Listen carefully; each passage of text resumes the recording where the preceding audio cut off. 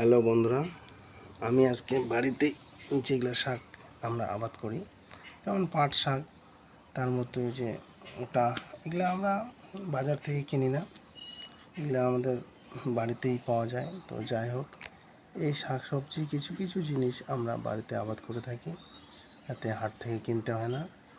তো আমরা গ্রামের লোক, তো আপনারাও এরকম চেষ্টা করুন যাতে টাটকা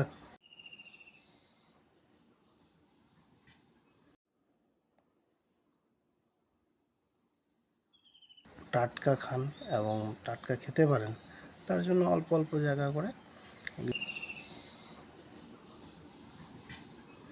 এগুলো লাগাতে হয়, খুব ভালো হয়। ঠিক আছে বন্ধুরা, বাই বাই।